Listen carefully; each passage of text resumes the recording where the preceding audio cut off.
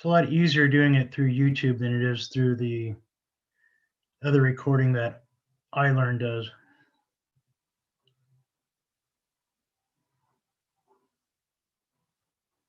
There we go. All right.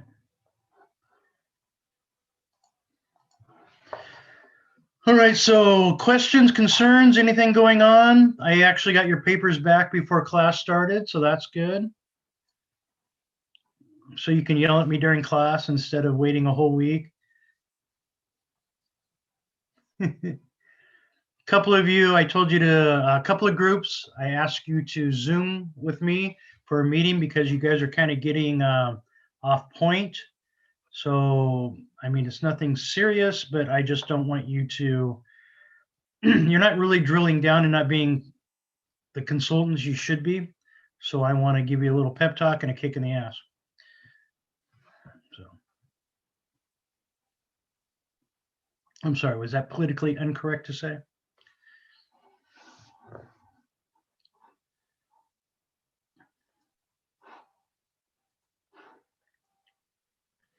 I don't even have tenure and I talk like that. How bad is that? All right.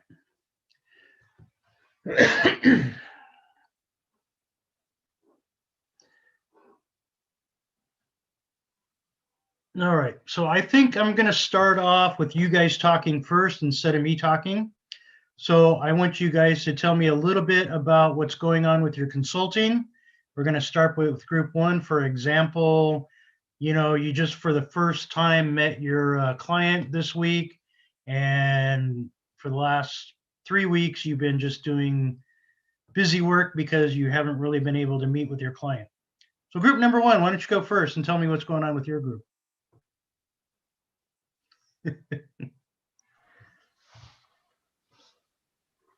Well, so we did meet with Dave on Sunday. So he just gave us pretty much like a breakdown of the company, its organizational structure. And it was actually pretty interesting because he actually let us know that they haven't been making a profit for the last 11 years, but they're still ranked the #1 winery in Temecula. So that was just some pretty interesting information. And so it was kind of giving us pretty much an ideal of, where they are right now and where they want to go and how we're going to get there. Especially since they don't have much advertising or marketing. So it was a really good, very informative for us to be able to determine what the scope of our consulting objective would be for them. And so that's pretty much what we're working on now is, because they want to be able to build, pretty much expand their winery and have a new building so they can hold like big events like weddings. And that's what a lot of the wineries in Temecula, are able to do, but they don't have that structure there to be able to accommodate, large events or large spaces. So that's pretty much what their goal is right now, is to obtain a loan to be able to finance for that building. But obviously, with them not being able to have made, a profit in the last 11 years and, they don't have too much marketing or advertising. There is some things that definitely need to change for them to be able to even be viable for that $3.5 million loan. Okay. So just to let you know, LinkedIn hasn't, or was it LinkedIn? Twitter hasn't made a profit for the first, 15 years they were, 15 years they were in business. So always making a profit isn't always the most important thing when it comes to a company. So did you get a specific? Well, but Twitter is in a completely different vertical or completely space than the winery, than Vendimia. Twitter sells IP. Twitter's monetized. Twitter builds a social network. I know. Vendimia creates a product. Most people don't know that. We're talking about apples and most people think LinkedIn made or Twitter made money right off the bat, and they haven't. They've been in business for years before they even made a profit. And many companies are that way, especially if you get a lot of money and a lot of backing. Some of these wineries out here, even the large ones, don't make a profit for quite a few years. So a lot of them invest a lot of money. They borrow money. Are they a member of the Temecula Wine Consortium out here? Yes. Okay. Temecula Wine Growers Association. Yeah. Yes. Are they going to get any help from them? Are they networking with this group? Are they involved? The Wine Growers Association doesn't really give money to them. It's more just collective lobbying uh, for associations. Even then, that's pretty anemic considering so many of the wineries have ulterior motives. He even described his, the other competitors in the area. He kind of categorized them in two different buckets, broad buckets. There are the ones that do what he does, and in that vein, they both directly compete with each other, but as well, they kind of work in consortium with each other to bring traffic and position the region in a certain way. And then there are others which he says they compete in a detrimental way, where the main value add or the main value differentiator with those wineries is their emphasis on the perks and the ancillary stuff like wine slushies and concerts and day spas and things like that. And he says that detracts from, basically he said he called it positioning Temecula wine country as a bar, essentially one big wine bar that people go to sample wines, as opposed to investing in wineries and purchasing great, good quality wine. That was a lot of the problem, was being able, because a lot of people, he said, would come to the winery for like, it'd be large bachelorette parties, and it's just, that's not the culture, of the winery. And so that's something that he's trying to showcase, but since he doesn't have any marketing or advertising, it's really only word of mouth. And so that's, something that would help drive the traffic if people really understand what type of winery Vendimia is. So he's a traditionalist. To an extent, Vendimia started as a loss leader for his other business, California Dreamin', the hot air balloon, the hot air balloon rides.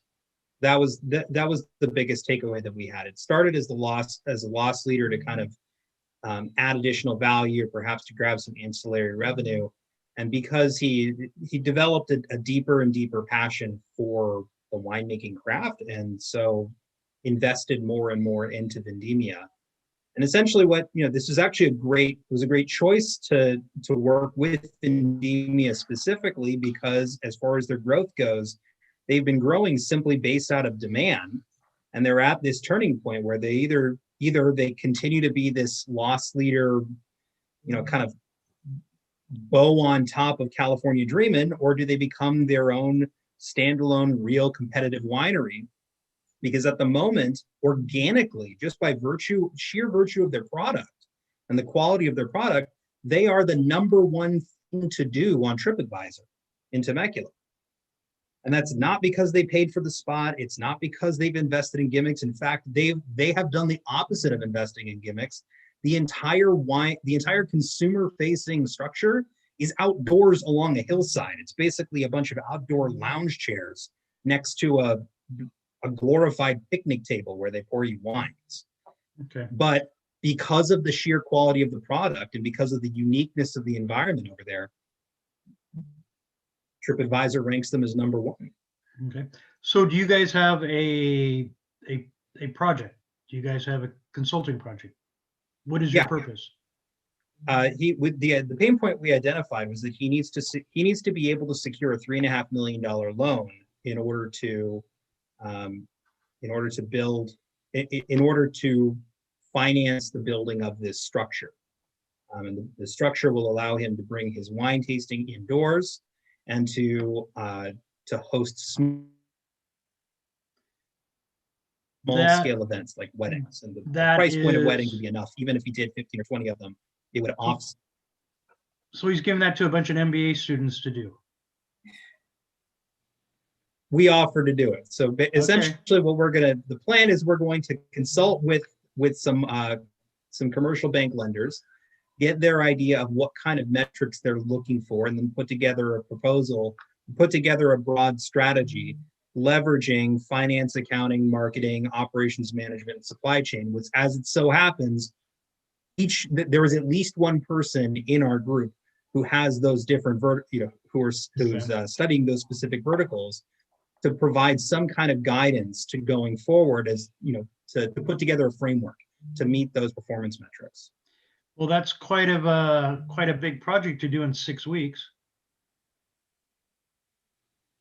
Well, we got some work to do. Well, we'll see what the the biggest question that we're going to have is what kind of is how specific the commercial lenders are going to be with us. Commercial lenders don't If care if we he has a can get collateral. some set or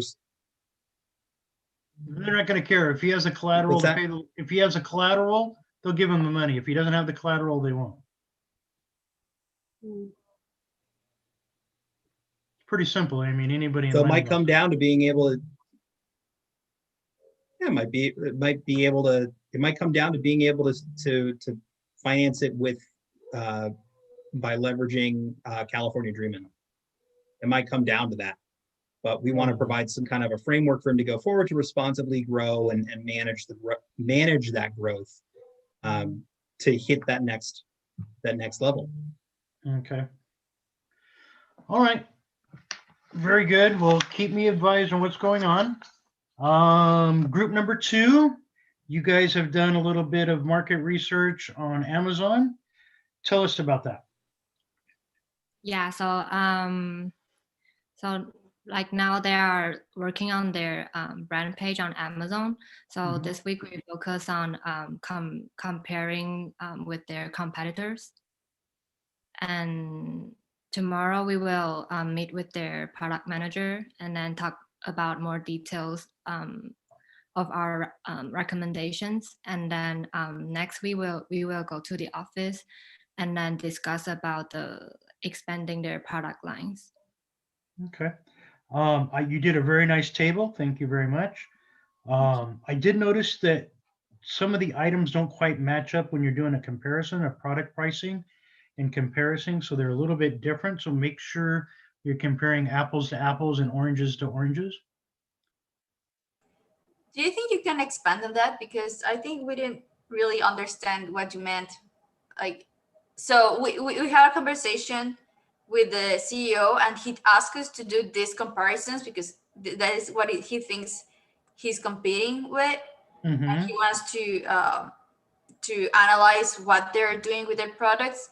So we would like to hear your more detail or deep feedback on this.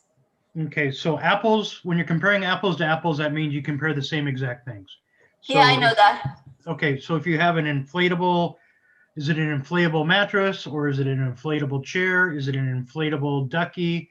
You know, you have to compare the same exact thing because you have pool floats, $21 to $38 in one category. And then you have inflatables, which is similar, I believe, anywhere from $16 to $209. So there's quite a bit of different price point there. So obviously the products are not comparing directly with each other. And then, you know, you have an inflatable chair for $25 and then you have an inflatable floaty for, you know, $200. So obviously, you know, they're not the same thing. You're not comparing the same things in the, Yeah, the same that price probably was our mistake because we're not really trying to compare one with another. So like we are showing what are every brand's top sellers because he's going to use that data to analyze which products should he develop, because actually the inflatable chair or the inflatable hammock, those are products he doesn't have, but he wants to know how other brands are doing and what are their top sellers, what are the comments, what are the reviews. Okay. So that's why it's probably that was like our mistake and not explaining. We are not comparing. Okay, but when you bring up a price point and a product, you need to make sure, even if you're not comparing, if he wants to know what that is, you have to make sure it's exactly what he's going to sell if he wants to compete.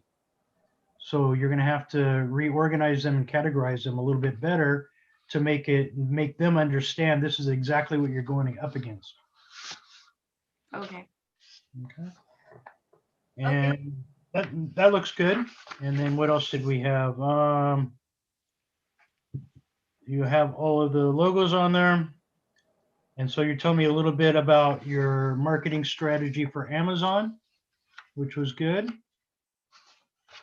Anything else you want to add?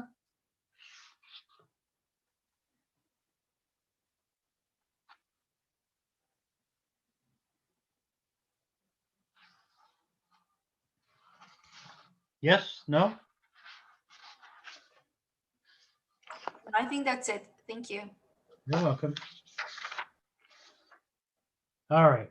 So you guys think you're going to be successful on Amazon? Competing against, so you have how many competitors? 1, 2, 3, 4, 5, 6, 7 direct competitors at the top of Amazon, right? Oh, yeah. Yeah, so I want to add something to it is that actually the competitor we listed was from the owner that he wanted to do us to do research on those okay. competitors. That's why we did those stores. Yeah. Okay. So the owner kind of knows what's going on already. He just wants you guys to do the legwork. Yeah, yeah, absolutely. And those are the top sellers on Amazon. So that's why he wanted us to do research on that. Were you able to access any of the Amazon analytics? I think we can maybe mention that to him tomorrow. That would be great. Okay. All right. I've sold on Amazon. It's not always the best thing to do. All right. Group number 3. What do you got going on? Hi. So we just finished our company analysis. We sent that paper that we submitted to you to company's leadership. We actually just had a meeting with the CEO and treasurer just before this class. We requested some additional documents. So we'll be waiting for those. And from here, we'll be focusing on customers, marketing, revenues, and their donorship. Okay. Now this is Dive Guardian. Dive Guardians. Yeah. Okay. First couple of ones you put their logo on there. Now you put your own logo on there. Okay. So what about making partners and some of the with some of the other organizations that do the same thing but not diving? They do, other organizations that help the first responders. Is that a possibility? We did talk to Randy about that, and he said that he is in a business networking group, and they do refer to each other, and they are in like a little partnership Okay. with the different services that they have and they offer, and they kind of share kind of their connections, if you will. So in a way, it's kind of already in place. Okay. So what about government money? He said that there needs to be like a self-reliancy kind of balance in their cash in their bank account for them to apply for some of the bigger grants that they really want, but they don't really have that just yet. So they really want to try to raise revenues through donors, the small way to try to kind of build that up so that they could get to that further, those higher grants. We also brought up maybe doing some, and this is what we're going to be looking into too, if they could or would be interested in doing some sort of medical billing to insurance companies for some of their services that they provide.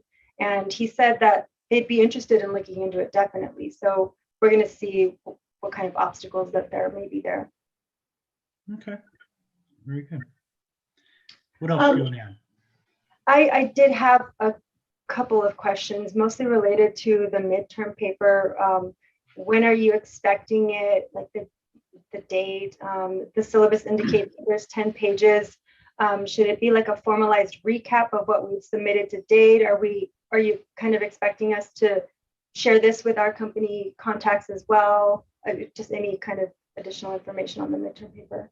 I'm going to go over that when we're done talking about our groups. But yeah, these reports, these 2-page weekly reports, those are for your customer. Those are for your client. They're not for me. I know a lot of you still have some issues with that and are still trying to grasp that, but excuse me, those reports are for your customer, your client. They're not for me.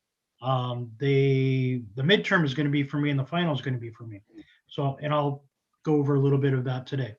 And I haven't quite decided when I'm going to have you turn it in, but basically you're pretty much already doing it as we go along. So don't stress about it. Don't worry about it. It's going to be pretty easy. You're basically going to put all the forms and reports that you've been doing weekly into one formal report to me. Perfect. Okay. That's all Does I have. anybody else? And you guys, if anybody has any questions about these companies, jump in, ask them a question, or if you have any advice of what's going on. That's the whole purpose of sharing. So instead of 6 people working on a problem, we have 60 people working on a problem. Okay. Thank you. You're welcome.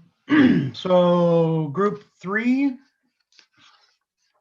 Did I do that backwards today? So group 3 already shared. Okay, group 4. Vanguard. I think, Professor, there's a group 3A. Oh, I'm sorry, 3A. The sushi guys. Yep. Yeah, so hi, Professor, and everyone.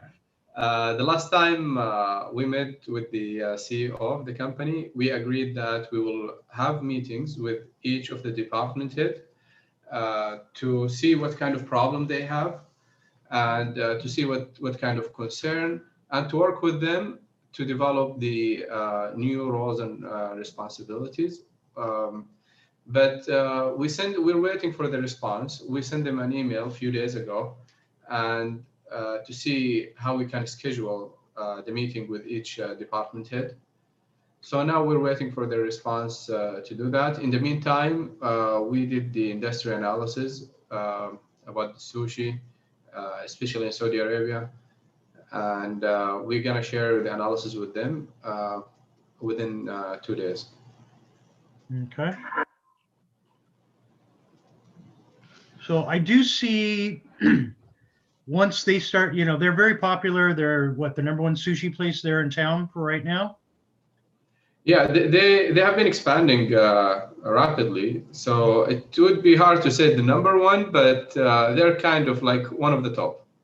But they're going to have to keep innovating and keep changing things up in order, because people keep copying them, right? Yes. Yeah. Yes. So now they are the only sushi restaurant known that they customize the sushi based on the customer need. Like if they have a special event, they can bring sushi, and the customer can request what kind of sushi, the shape of the sushi.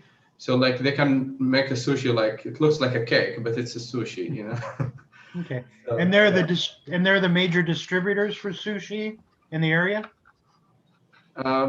yeah, I can say that they have a few branches. Yeah. Well, they have a distribution, right? That's what makes them.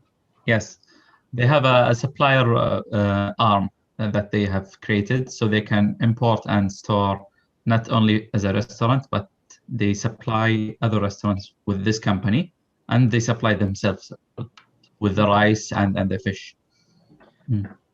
Okay, good. So that's something they probably want to keep and concentrate and keep growing, because they're always going to have to battle against another restaurant serving sushi. But if they have the main distribution for all of the fresh fish or sushi grade fish, that's going to be very, very difficult for somebody to imitate and copy. And Yeah, very expensive too. yeah, so they did actually when they started, I think from what I've understood from them, they had some problem with their supplier. So they backward integrated. So and they became the supplier for the restaurant. Good. Yeah. Sometimes that happens. Sometimes necessity causes things like that. Yeah. Okay. Very good. Yeah. Some of the most successful restaurants, they end up actually having to change and innovate about every decade. So every 10 years, they remodel, and restaurants always have, every 6 months, they have a new menu. It's not an entirely new menu, but they add and take things off of the menu. And that always keeps them very fresh, very up to date. I don't know if you guys notice, or if you go out to eat a lot, like the Cheesecake Factory has avocado egg rolls. Suddenly all the other companies have avocado egg rolls because they're so popular. So, so the foods that become popular, you have to kind of integrate them into your menu and, keep up to date with what is the current trend. So that's always a challenge for a lot of restaurants. All right. Any other questions? Does anybody have any questions for this group or any advice?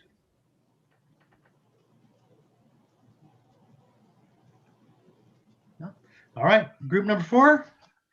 Tell me what's going on in Vanguard Dynamics. Yes, so we're planning a meeting with Alex again next Monday evening, and we'll be kind of talking to him more about like what he plans to do in order to achieve that 5-year goal that we set with him. And with that being said, we're trying to take into consideration every factor that could potentially help with his goal and the factors that will probably deter it from happening. So we're right now still in the process of kind of like planning out what could be something that we can advise to him and like how he can achieve this said goal that he has for himself, which is every year annually to be producing $100 million in profit for his company. That's quite an ambitious amount. Yes, it is a very ambitious amount. So it's This really is- gonna have to depend on like how focused he is on one thing at a time as opposed to tackling many different ventures at once. This is for the speaker business, right? The luxury home audio system, yes. Okay, home audio. Okay, so we're going to do an exercise today. Well, not an exercise. I'm going to talk about it. You guys are going to listen. The exercise and patience for me talking, probably.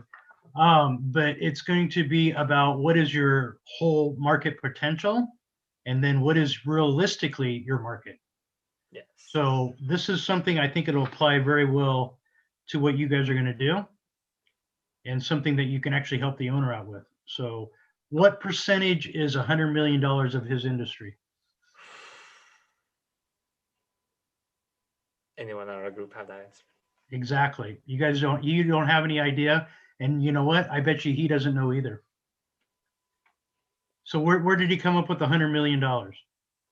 So it looks like it's based off of like kind of how he's been trending his business from like day one back in 2011. And so yeah, I agree that like to a degree that goal he set for himself is pretty ambitious, and there's probably going to be some sort of meeting that we'll have in which we'll try to like make that into a more realistic goal, and based off of that try to like formulate a plan that's more achievable for him and will probably potentially do better for his business. Okay, good. All right. Does anybody have questions? Comments? Professor, I just Googled the market size of the home audio industry. Okay.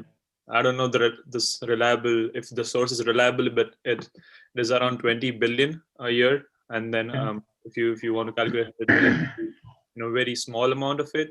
But then there are a lot of factors to be taken care of. I mean, this industry is globally it is worth 20 billion. But then when you narrow it down to countries such as US or China, which is the two countries that the company is catering to. So yeah, you'll have to look at a lot of different factors. Yeah. But yeah, there's a lot of data to go through on that, I know. Yeah. Okay. And that's another thing, is it going to be international? What countries? How many countries is it going to go into? Which one's first? So there's a lot of things to think about, and especially for $100 million, most companies never achieve $100 million. So yeah, we'll be kind of looking into like what he plans to do. Is it going to be like an international launch? Is it going to be a more domestic one to begin with? And then based on that, we'll like do our research on our own and see like how attainable that can be. Okay. All right. Group number 5, Solita. Is that how you pronounce their company? Yeah, Solita. Okay. So we're meeting with the owner tomorrow to go over the financials and what we can recommend her that will meet her needs and that she has. Have you met with her before? Yeah, we met with her before. Okay. Yeah. So that's what our goal is for next week. We did provide in our essay for last week, we did provide possible recommendations that will help her with her problem, but we weren't too sure if that will meet her needs because it is a small business and she doesn't have that much income based on what she was telling us. So once we go over the financials, we'll come up with new recommendations that will actually she will use. So what do you think concentrating on one or two recommendations or problems to be a consultant, what do you think they're going to be? I would say, I think a pop-up store would be really good because I see other small businesses doing that, and they do make a substantial amount, as well as like a loyalty program. A lot of other businesses like Ulta and Sephora, they do that as well. But she does use like a discount code that she uses for a business, which is kind of the same thing, but we think those will work so far. But we haven't looked at the financials if she has enough to do that. Okay. So if I remember correctly, you guys are still kind of unsure about what her customer base is. Is that correct? She told us that her main customer base are females that are around the age like 16 to around like 34. But okay. But yeah. have you done research to verify that? No, we just looked at like the social media analytics, but I can ask her tomorrow to really narrow it down for us. No, that's your guys' job. You guys are the consultants. Yeah. You're supposed to know who are, you need to get out to who her customers are, because you're going to waste a lot of time and energy going after people who are not going to use her product. Well, from when I look at her social media, because she is my sister, when I look at it, I think it's more of like the younger adults that are buying her products, like from 20, that are actively on Instagram and posting outfits. That's what I think her demographic is. But you can ask my group mates what they think, because I did provide them with the website and the social medias, what they think as well. Okay, well, if you can do the analytics on that, if you have enough analytics and do you have enough information to determine what her customer base is, then yeah, that's good. Okay. Yeah. But you have to come up with a target and you have to hit that target. Yeah, I agree.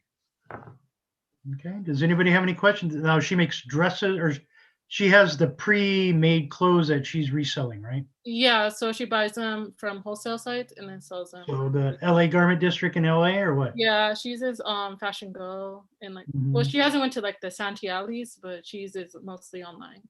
Okay. So there's a lot of competition. Yeah, a lot. So you got to find out what's going to set her apart from everybody else. Yeah. I think we'll come up with a good idea for that. You have a lot of work ahead of you. Yes. All right, questions? Any guys, you got questions about the dresses? Because they're mostly all women. The customers are mostly all women, right? Okay. Group number 6. What's going on with the Wuhan? I can't say it. Wangyang. Yes, that's correct. So for this week, for now, we just figure out the main question we want to solve for this company is we want to get the market expansion, which we will figure out which cities the company want to expand to. And for next week, we will do more detailed market analysis about different cities, about the local policies and the market volumes which we can reach in the future. Okay. So, all right. So what is your problem that you're going to solve? So for right now, the firm has some services based on different like industries, like education, finance. And right now, we want to just focus on the education part and help the company to introduce their general products to different cities in universities. Okay. Now, I remember reading that you said that you're the only one that does the universities, but you listed potential like yes, because in our industry, many companies, their service are overlapped. So generally, we just need a data resource from our customers, which we're trying to have more relations with different universities so we can generate the products for them only. So we don't have direct competitors. Okay. Okay. And then on your logo, you need to do text wrap. You're blocking like the first paragraph. So wrap your text around your picture. Okay. Okay. Questions for you guys? Anybody, any questions for group 6? Anybody want to add anything? All right, group 7. Your watermark is not a watermark. It actually covers up the text. When you print it, you need to send it backwards to the background. But go ahead, tell me what's going on with group number 7. Quickie. This week, I think we talked about the we main focus on the whole market analytic and try to find the differentiation and to get more deeply about these brands competitive and advantage in the whole market. So we have do some research about the design brand fashion industry in Taiwan. It's different from the general clothing industry because under this category as actually under the creative culture industry, which is defined by the government. So last week, and then because you mentioned that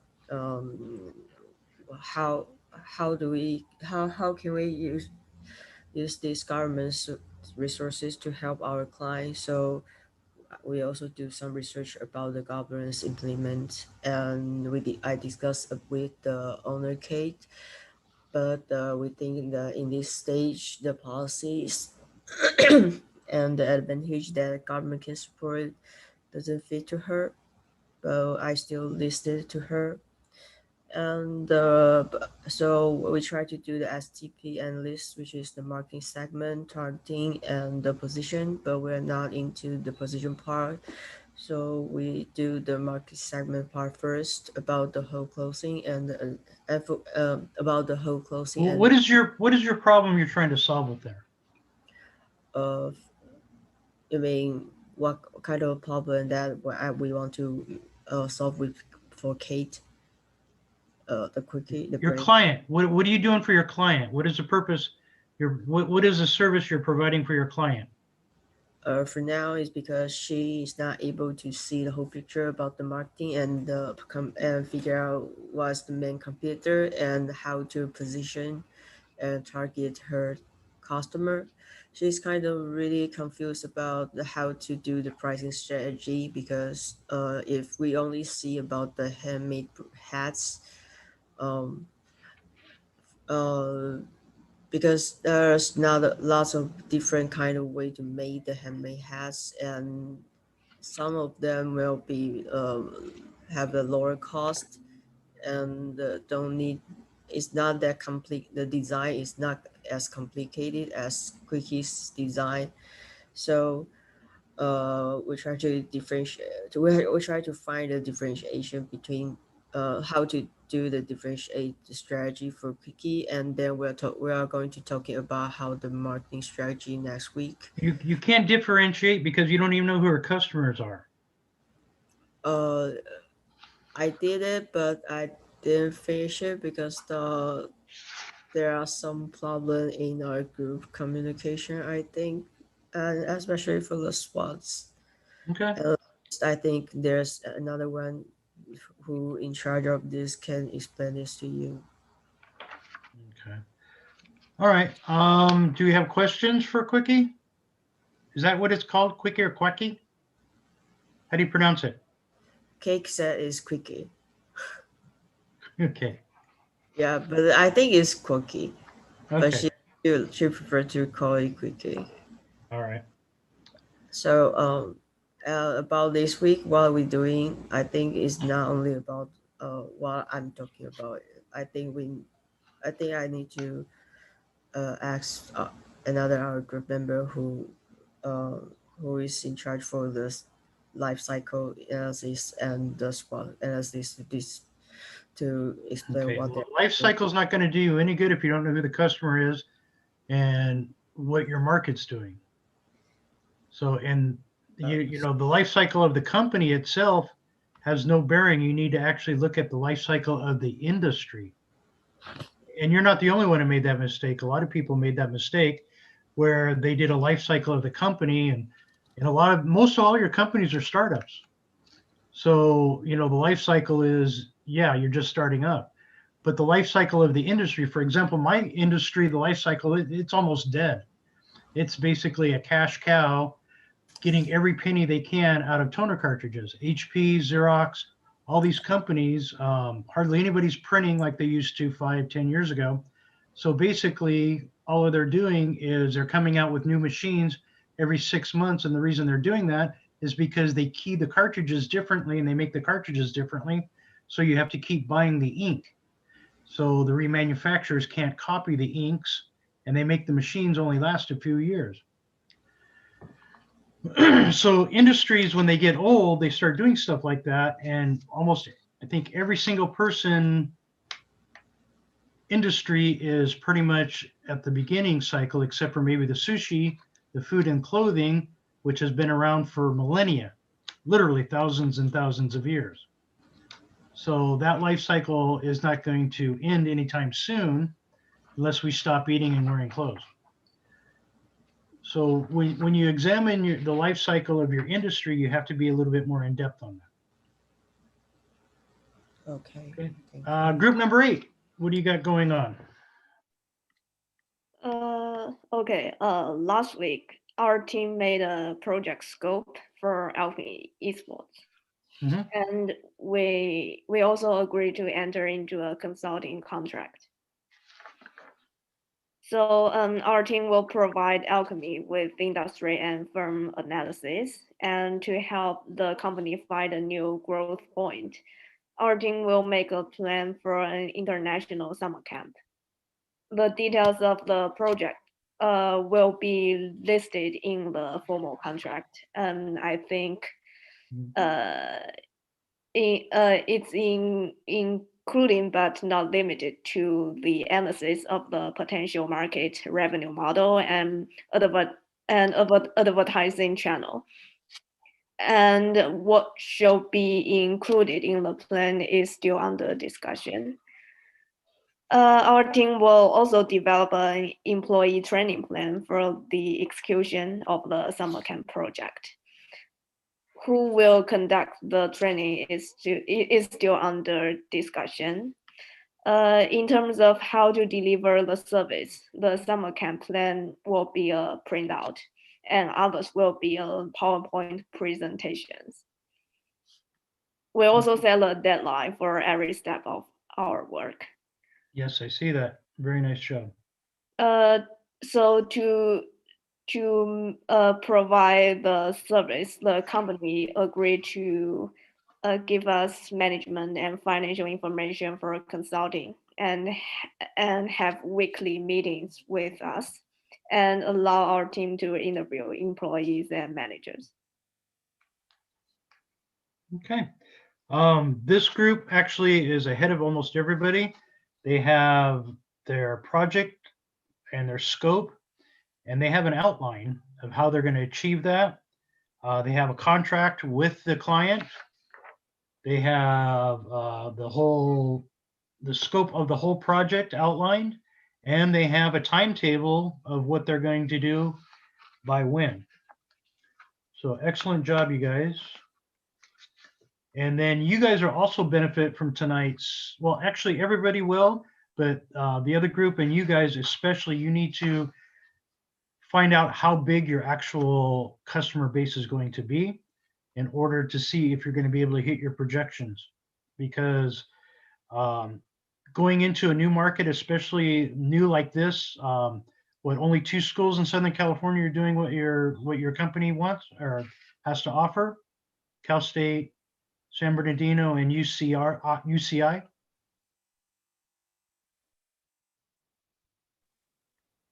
Yes, only those two schools?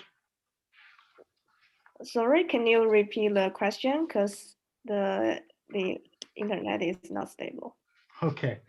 So you guys need to know the size of your possible customers. You only have two colleges here in California, right? Currently, yes, but we are Okay. planning to have more contract with Yes. our colleges. But you need to know how many possible customers you have, correct? Yes. The company already has a list for our potential customers. Okay, good deal. So they've done their homework.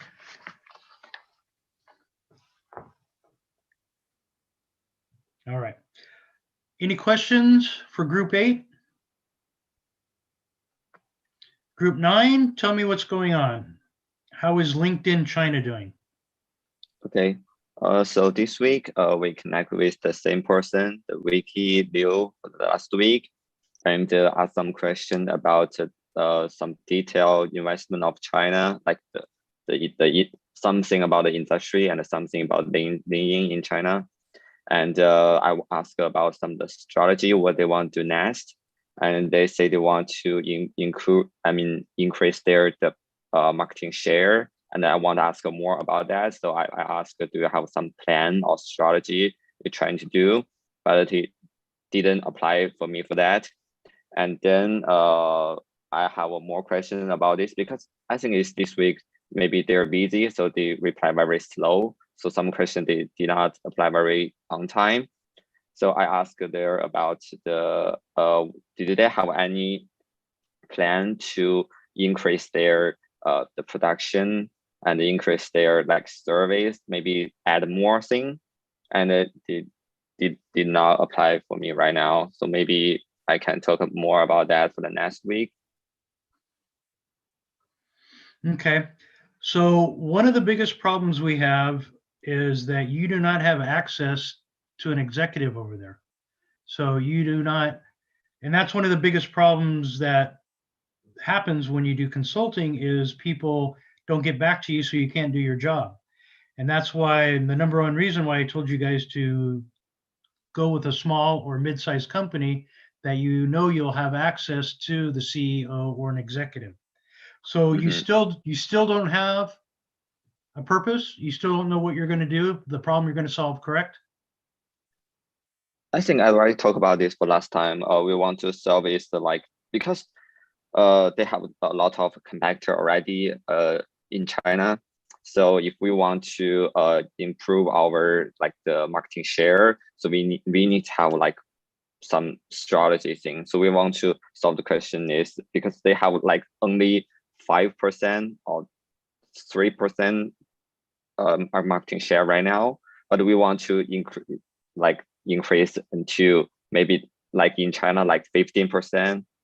So that is, I think, is the most big problem because right now is the better time for there to increase because after the corona, most people want to back to job, want to find a job. So I think that is the bad chance, but they need to use the chance to increase their share. Okay, so your purpose is to increase their market share. Yeah. Okay, that is so broad and so vague that it's not even a purpose. Okay. So we need to have a more detailed one, right? And you also need to find out who your customers are because looking at your chart, you say your customers are the 20 to 35, but yet most everybody's between 25 and 34. So I'm confused from your report, one.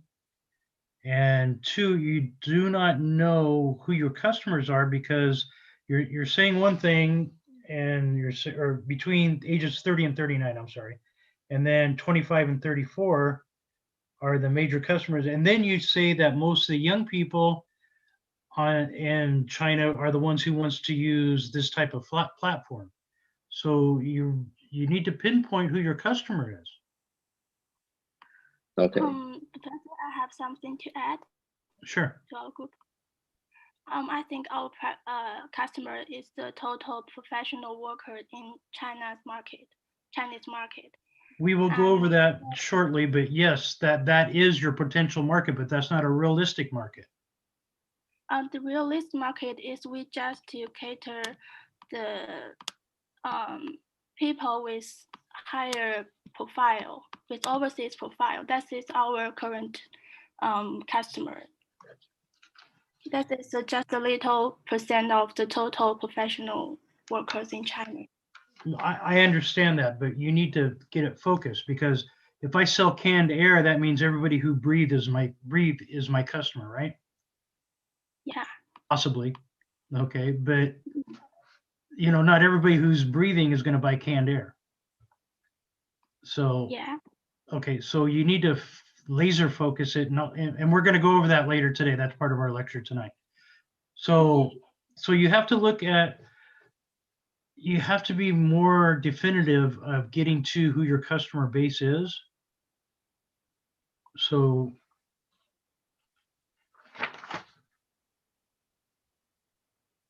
we'll go over some more of that later.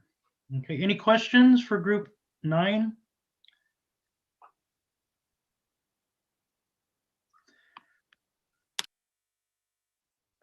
Did you guys want to add something else? I didn't want to be. I want to clarify the problem that we would save. We would say this week. The problem is we just cater a small number of our potential customers, so we want to realize the users' growth. And so the problem is how we better cater to the needs of local users to achieve the user diversification and growth. And we will give the recommend to our.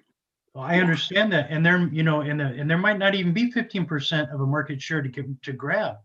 You may not have that many customers that make up 15% of that market. So that's one thing you have to look at very carefully. Yes. But if they say, hey, we want to grab 15% market share, you don't even know if that's a realistic thing, like the $100 million a year revenue for the home entertainment systems. Is $100 million really going to be obtainable, or is that just based on projections doubling? I've doubled my business for the last 3 years, and if I keep doing that for the next 5 years, is that a realistic number? I know where I'm getting the number from, but is it realistic? Is there a big enough market share out there to do that? So those are the things that you have to realize. All right, so we got a few more minutes. Rays, what's going on? What's going on with the nonprofit church? Oh, thank you. Essentially, the collective client is delighted that we are embanking on the idea of spreading the good news through the social media. And this is not just because they feel it is trendy, but rather they believe this is where the fish is, and the fisherman better put his net where the fish is. So that's one issue. The second thing is that there's a sense we need to have a serious discussion when we should return to in-person meetings. The current Zoom meeting seems to have served its purpose, but there's a weariness about it. Our problem is compounded by the fact that state policy is still evolving. We're not really sure where things are from day to day. The vaccination, the distancing, the masking, and all of those things are still up in the air. So that makes planning fairly, difficult. But I think all of the churches can meet now, right? Even though they can meet, our sense is that it's probably not the right thing to do. Okay. And we are not part of those suing the state for our right in that regard. We think it's probably a little bit. We think the state is a little bit justified to be a little bit more cautious. Okay. And then, so there's also the sense that we need to make the best of the lemon we've been dealt.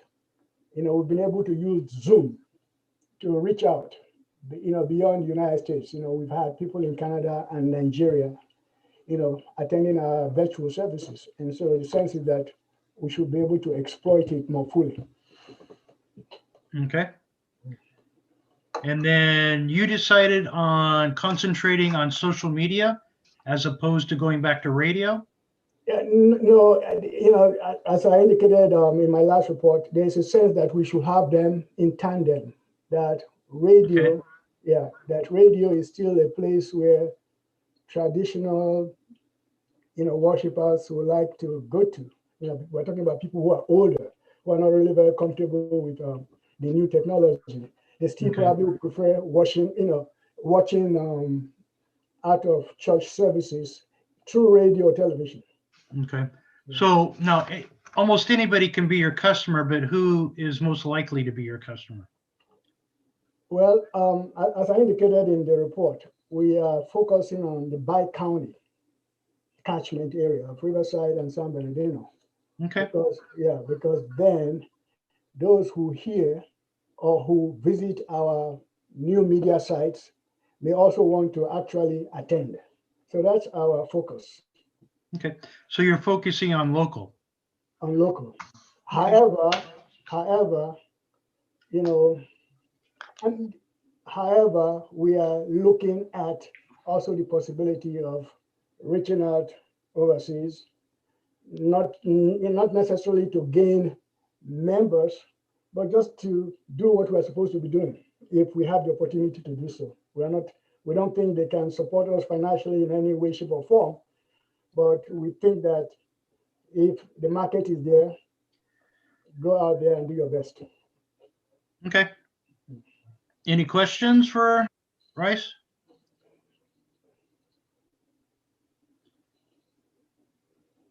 No? Okay. So I'm going to speak for a few minutes, then we'll take a break, and then you guys will go and do your oral presentations. Do you have any questions, concerns before I go into my slideshow?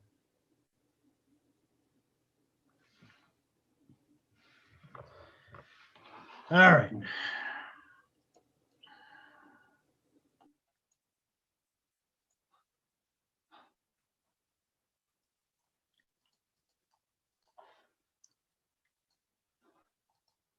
All right, so I'm going to talk about this week's paper, what I expect from you.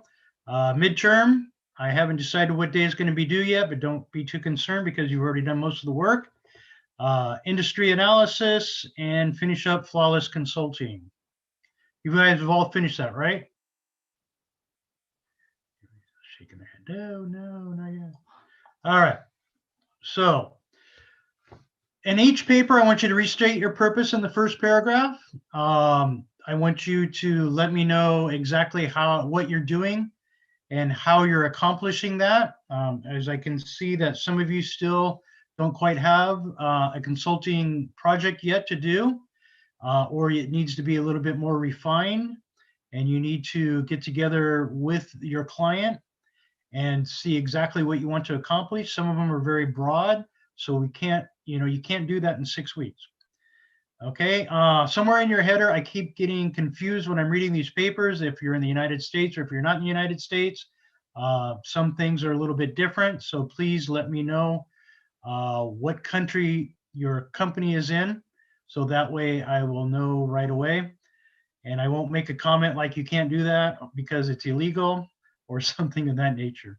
I think I wrote a comment on somebody's paper like that this morning, but they were in, I think, in another country. So what they said they could do was actually legal in that country.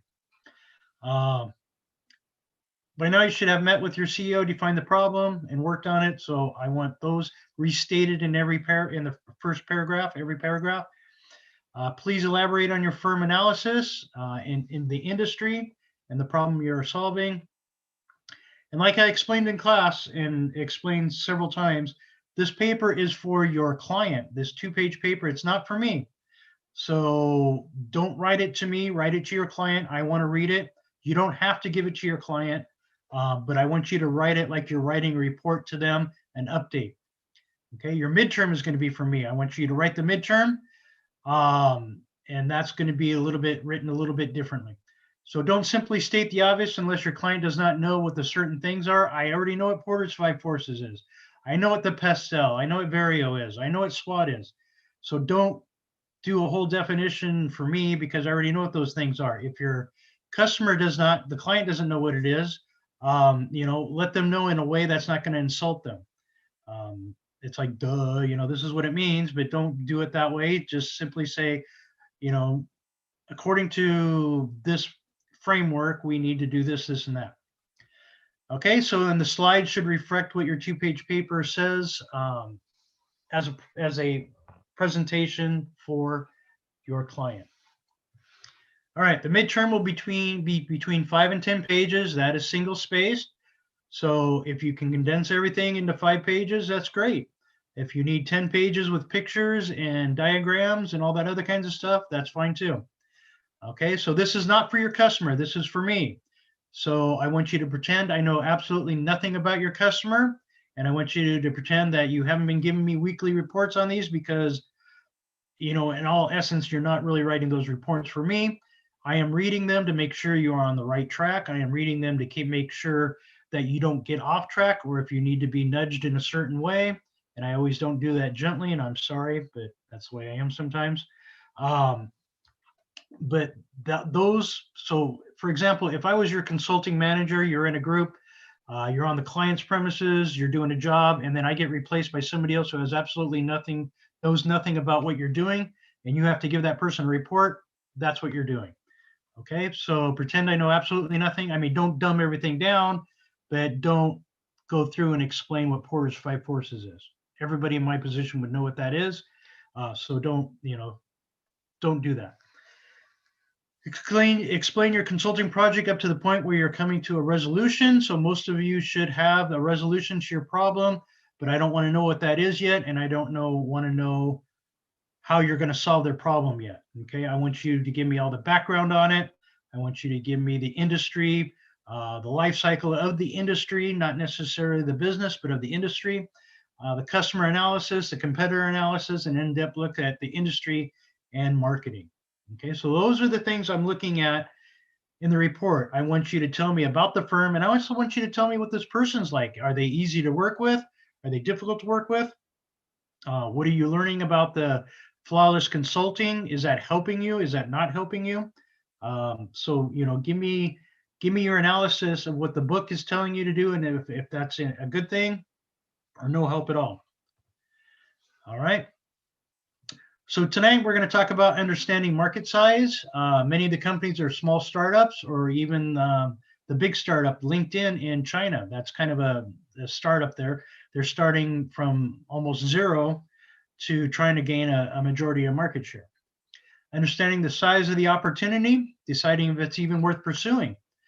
Sometimes a business is not even worth pursuing. Somebody already started it and they can't get it off the ground and they're having a hard time and they don't know why. Well, I want you to show them and tell them why.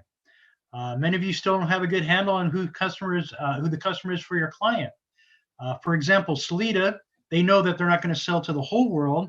They're going to mostly sell to U.S. customers through the internet is what they think they're going to do. So, but most likely what they're going to end up realizing is most of their customers are going to be in Southern California, and most of their customers are going to be a certain group. They just haven't quite pinpointed that yet. So tonight, I'm going to show you a little bit more how to do that. And I'm going to go over that right now. So a sufficient number of active potential customers, we need to find out who are your active customers, who are the potential customers that most likely will be your customers, and a clear way to reach these customers. Okay, we're going to talk about top-down marketing, was market information and data backup with assumptions, and then bottom up is a product and business-based assumptions. For tonight's, we're going to concentrate on top-down. This is kind of what it looks like in a diagram. So top-down is micro understanding of the economy and market, which would be the whole thing. Market penetration and volume, what you can actually accomplish. And addressability, what is something that you will be able to accomplish, not might. Okay, so we have TAM, SAM, and SUM, which are 3 different marketing segments. So total demand for your product. So if I'm selling air, everybody who breathes air is my potential customer. Based on your current business, well, I'm only in the United States, so everybody who breathes air in the United States is my potential customer. But I don't have a very good delivery system, so I can only sell to Southern California. So everybody who breathes air in Southern California is my practical customer. Okay, so I will kind of define these as we go along. So total available market, the whole universe, who can buy your product? Everyone that can will not. So that's not really realistic. So you have to kind of, even though your product is used by everybody, not everybody's going to buy from you. Okay. Shows the whole market in numbers. If you can get 1% of $1 billion market, that's $10 million, right? That's great. But you have to know how big your market is first before you can even get 1% of it. Okay, so for example, the pet market, and it's estimated to do 220, in 2020 is estimated to do $99 billion. So if we just had 1% of that market, that's $990 million. That would be a great company, wouldn't it? Just 1% of the market. Okay, SAM is the serviceable market. Okay, a portion of TAM, which is a portion of the whole market that you could actually realistically reach geographically. So if I'm only going to conduct business in the United States, the whole world would not be my SAM. It would just be my TAM. Okay, if I provided a service and I could not physically go overseas, then I would want to stick to one geographical location. Or if I want to give even more specific, stick to Southern California. Okay, so everybody who needs my project is in my area. Who can use it? Who would buy it? Okay, so these are the things you need to know, which is a serviceable available market. So serviceable obtainable market, which is a SOM, would be basically everybody that realistically you can do business with. So most of your customers, the portion of SAM that is your customers, and that is your target market. This is where you go to first. This is the low-hanging fruit. Okay. Principals and investors want to know who the whole potential market is. So when Xerox came out with their first personal computer that used the mouse and all the other good stuff, the Windows and everything like that, Apple stole from them for $1 million in stock options. Xerox realized that not everybody could afford a $40,000 computer, personal computer. So they thought, so they went out in the market and said, okay, how many people can afford this? Well, not many. So they kind of shelved it. So the guys in Palo Alto got a little upset when the guys in New York decided to let Apple come by and take a look and see if they wanted to buy it or not. So to them, it wasn't, they didn't want to invest any more money in it because they didn't think the market was big enough. Unfortunately, they didn't have the vision Steve Jobs had. So Xerox passed up on the first personal computers, even though they invented them. So invest the least amount of money to see if there's a big enough market. So Xerox didn't want to invest a lot of money. They didn't want to hold on to it. So there was no market. Okay. So I'm going to give you an example of how this works in real life. So let's say you are a boutique coffee shop owner. You're competing, or you're not competing. You basically have the whole world as your customer. Everybody who drinks coffee in the world, 150 million cups of coffee each day are purchased or thereabouts. So my information tells me. So at $5 a cup, you're going to make $274 billion. So that's your market size. So $274 billion is your potential market for the whole world to sell a cup of coffee if you had a coffee shop in every single corner of every city in the world. Okay, so SAM is the more realistic based on geographic location in 2 cities. So say you have a coffee shop in 2 cities, coffee shops in 2 cities, and you have those 2 cities, they're all yours. So 500,000 cups of coffee every day that you sell, at $5 a cup is $912 million. Still a pretty good business for only having 2 cities, right? Let's get realistic, because that's not realistic. So first of all, you got to figure out who's going to buy your coffee. So we figured out young professionals that live or work close to a coffee shop that make over 80K. That's our customer base. Okay, so there's only about 5,000 individuals that meet that criteria, and they pay $5 a cup. So 5 times 5,000, 365 days is $9.1 million in revenue a year. So that's realistically what we can do with a coffee shop in 2 cities. So those are our real customers. And then, to find out who our customers are, we had to do a lot of research. There's actually the young professionals is an actual category in the tapestry of the Esri software that we use to find that out. All right, so just to make sure you're all awake, here's a poll. I want you guys to participate. Wake up now. How many cups of coffee are consumed in the world each day?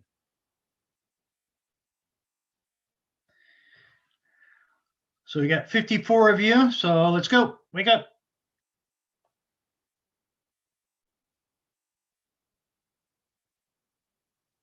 There's something like 7 billion people in the whole world. And how many are coffee drinkers? How many are tea drinkers?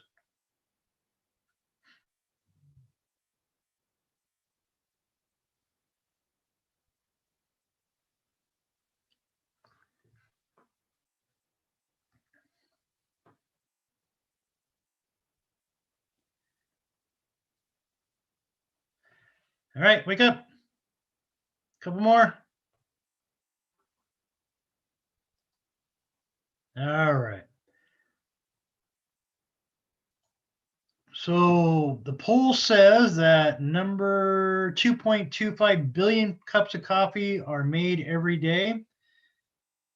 You are absolutely right. See, you guys are really smart MBA students. Good job. All right. So do you guys kind of understand that? Any questions about that?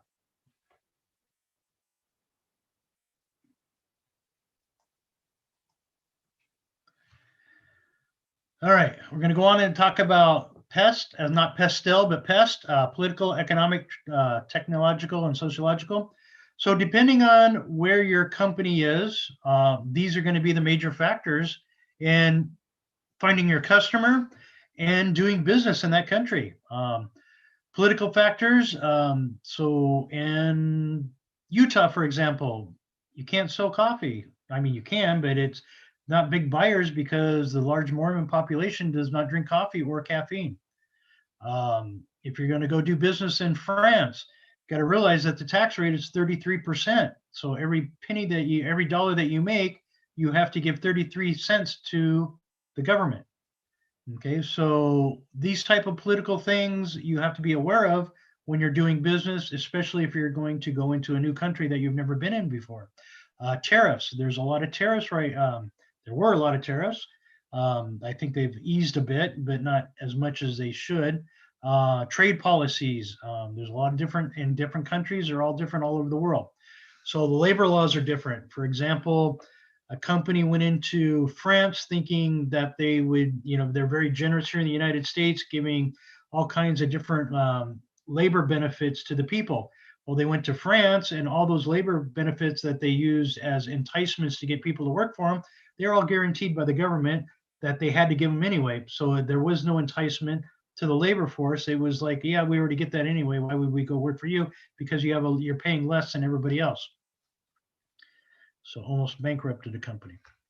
Okay, economic, is the economy good? Are they growing? Is the GDP growth rate going? How's their ability to access capital? When I was traveling in Turkey, they had a bank from almost every country in the world there. It was crazy how many different banks they had, but the ability to access capital was great because they had so many different types of bank. What is the state of economy? Is there inflation? The exchange rates. A lot of companies like to do business with Canada because the exchange rate is great. They actually make money converting it into dollars. Technology, is a country advanced enough to use your cell phone app? Do they have the internet? Do they have infrastructure? Do they have the 5G? Will you be able to take this product to South or Central America and have people using their cell phones to access it? You know, that type of thing you have to be aware of. Industry analysis, and then social demographic. What is the you know, the age, the gender? Is everybody in that country so old that they can't work? If you've seen the models of that, it looks like a big mushroom, where they you know, where the age population, you know, the very young population can't support the older population. This is why a lot of the countries won't let their younger generation leave the country, is because they're afraid they won't come back and there is nobody to take care of the old people. So trends in behavior, trends in health, fashion, and social movements. So these are all the things you need to be aware of. And don't get it confused with the pastel, which you just add the legal and the environmental to. So, all right. Questions, concerns? So you guys are getting that? All right, let's finish up the flawless consulting, which everybody should have already read. And then we're going to start on the Rethink, Reinvent, and Reposition book, which you should be already well into, especially the first 2 chapters. Okay, diagnose concepts. So this is the diagnose phase of what you're doing with your consulting. How to get to the client, accept diagnosis, address problem rational, like a technical problem. You wanted to be rational about it. Wait until feedback meeting for a client. The recommendation is too late. You don't want to wait that late. So if you're getting feedback from the client and your consulting is almost done, it's way too late for that. Okay. So research approach is what you want to take, and just interested in all the facts that impact the problem at hand.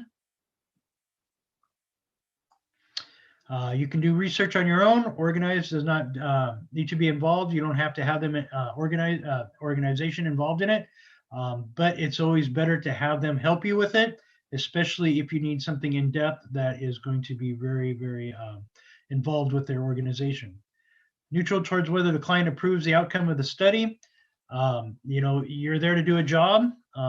You know, if you find something in the study and the customer doesn't like it, don't take it personally, but you need to tell them. You know, you need to say, hey, this is what we found out. They may be aware of it. They may not be aware of it. Action approach, interest in factors which are under the control of the client and affect the problem. Completeness is not necessary. It can be overwhelming at the point in deciding what to do. The client's involvement in the study is important at each stage. Use all the feelings and perceptions you have. And deeply concerned about the outcome of the study. If the client is going to be very concerned, or if you know you don't have to be concerned, but you have to tell the client what is going on. A lot of times the client doesn't want to know what's going on, so that's kind of difficult. So a little bit of a model here we took from the book. Presenting problem. Client gives you a problem. You present. You're presenting it. You begin. Redefinition of the problem. Always restate what the problem is. And do it in several different ways. And that's what I want you to do in your papers, your weekly papers. At the beginning, the first paragraph. This is what the client wants us to do. This is how, this is what we understand. And then the client's going to read that. And if you get off topic, or if they want to redefine the problem, they can address it right away, or you can address it right away. So if the problem changes midway and you don't find out until the end, then that's going to be a problem, because you're not going to be able to solve it. Okay. So how is the problem being managed? Technical business problem, or is it a person problem? And the recommendations that you're going to give. Okay. So presenting the problem, each discipline or function is faced with both technical and organizational problems. You're going to have to decide if it's one, both, or the other. Presenting the problem is almost always about the technical business problem, how the person deals with it. You can't manage that, but that's how, you know, you can't control that, but you have to deal with it. So that's the choice, addressing the problem directly or indirectly. You don't want to let a problem slide. You will always want to address it directly. Address the organization side of the problem as a regular part of consulting. Don't ignore it. They might let you slide on it a few times, but don't ignore it. Okay, so layers of analysis questions. The top layer, what is technical or business problem? What do you experience? That would be your first question. What are the individuals or groups in the organization doing to either cause or maintain the problem? Is there a group of people or a certain person that is aggravating the problem? Are there procedures and policies put in place that perpetuate the problem? So you got to figure that out. And then what is your role in the problem? What are you going to do? How are you going to help them? Or are you going to help them? Are you even going to be capable of helping them? They going to give you access to do that? So what is there in your approach or way of managing the solution that might be contributing to the problem? So if you're ignoring half of the problem, that's not going to do anybody any good. So, or if your client says, well, ignore this part of the problem, and you can't solve the problem without doing that, then that's still not going to help. So you're kind of defeating yourself. All right, so in the interview process, like I said, in the first part of paragraph of each of your pages, repeat what is said. In other words, check understanding by the client. So give your support, identify what the dilemma is, keep it short, and do open-ended questions if you do have questions, not just a yes or no answer. And keep it open-ended so they can actually do something. So they can actually say something that, is not going to be too short, so you can actually delve into it a little bit. Okay, pinning too much responsibility on the leader can be a defense. You don't want to say, hey, it's all your fault. That's never any good. People are going to get very, very defensive. The group always has a part in the melodrama. So not just one person usually is causing the problem, but many contribute to it. View the group as a self-maintaining system, sharing the blame and the credit. That would be you with the organization. If you do something good, you guys share all the good. If you do something bad, you share the bad. It is important to view all problems as organizational problems. Don't single out an individual. Nobody likes to be singled out. So keep that as an organizational problem, that you're there and you are part of the problem until you solve it. What you're really trying to do is change the norms and methods of how the organization business runs, and you're trying to change them into how they need to be running. And change is the most difficult thing you'll ever do in an organization, along with communications, which usually go hand in hand. Okay, preparing for feedback. So when you're preparing for your feedback, resisting being carried away by the struggle to develop perfect recommendations. So there's not going to be one perfect bullet that's going to fix everything. So don't think there is. Consultant's primary task is to print the picture. If you can contribute 70% to that, that's great. More is better. Less would not be so good. Trust your first instincts. Usually your first instincts are the correct ones. And trust the way you're feeling. If you're getting feeling from the client or the group or the organization, trust that feeling. You're usually not wrong. Focus on items that the client has control over. Change are clearly important to the organization. There's some commitment to work on it. So don't be chasing things that that are not going to be resolved, that that you can't change. Many of you have several different problems with your organizations, and you can't chase them all and you can't do them all. And especially in what we have 6 weeks left, there's no way you're going to be able to do all those problems. You might be able to arrange for actually a paying job after you're done, but other than that, you're not going to be able to solve all of their problems. Okay. To the do's and don'ts in the feedback phase when your meetings, don't collude, be developing explanations that leave the solution outside of the client's control. And what I mean by that is don't give them a solution that they can't actually do or control. Don't collude by playing down the impact difficult relationships have the problems. If there is a person who's causing a lot of problems, don't, back off. Say this is the problem we're having and this is why, and this is the person doing it. Do it in a nice way, because you don't know if that person's related or not. You never know. Don't project by placing your own feelings onto another person. Don't assume the client has a right to all the information. If you find some certain things out that the customer doesn't need to know, there's no reason to tell them. But if they do need to know, you need to tell them. Confirm, if you're having confirm the data that you're picking up to the client, and give support even if it's not requested. So always support your customer, always support what they want. Do confront the data with indicate the areas where the client should improve. Make sure you show them the data and that this is what it shows and what you should do. Report them even if they are painful. All the things that you need to report to them, and it's not always going to be good. So let them know. Assertive behavior is stated directly what you want and how you see it. Don't be over aggressive. Don't put down the other person. And mentally, this is my favorite. If you're thinking, what the hell are you thinking? That's kind of an aggressive behavior. So just kind of back off a little bit. And that's kind of the cue, what the hell, what are you thinking? Well, okay, dum-dum, what's going on? So those are aggressive behaviors. Don't do it. I'm guilty of that sometimes, but I usually keep it to myself. Sometimes it slips out. To flawlessly manage a feedback meeting, you need to attend the business at hand. So funnel the data, present personal and organized data, manage the feedback meeting. Don't let it manage you, and don't let it be managed by somebody else. That's your meeting. You make sure you manage it. Okay, so the first half of the feedback meeting, the first half of that, you want to restate the original contract, state the agenda, present the diagnosis, present recommendations, and ask for the client's reactions to the data. What they want you to promise. Did you do it? You control the meeting, avoid distance and perfection. Don't let them get too distant from you. Get them to adapt as their own. Make them think it's their idea. I mean, nobody wants to be told what to do. You want reservations expressed, and don't get defensive, but don't cave. So there's always rejections. Don't get defensive about it. So the second half of the meeting, in the middle of the meeting, make sure you reconfirm with the client that you're on track, because at the end of the meeting, it's going to be too late, especially if you have a strict amount of time and the client says you got an hour and after that I have to leave.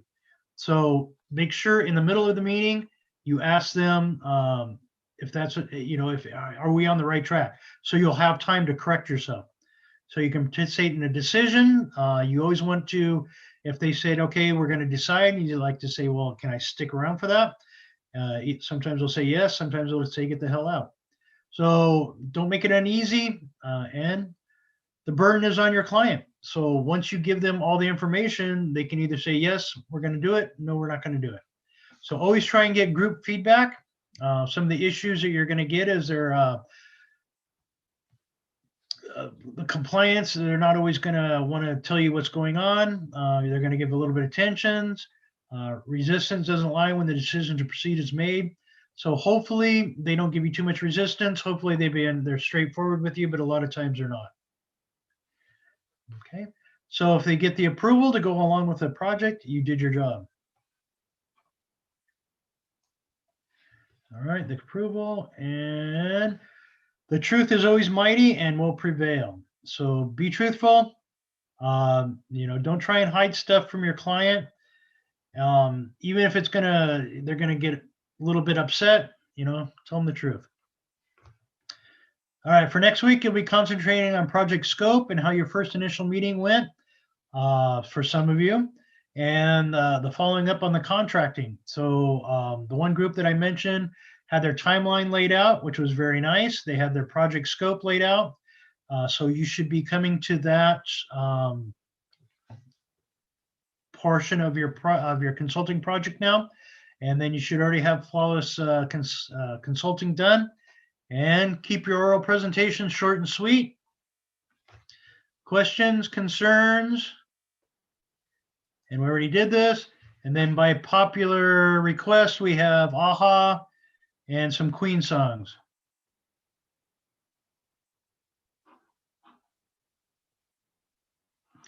So we're going to take a 15-minute break, and I will get you guys in 15 minutes.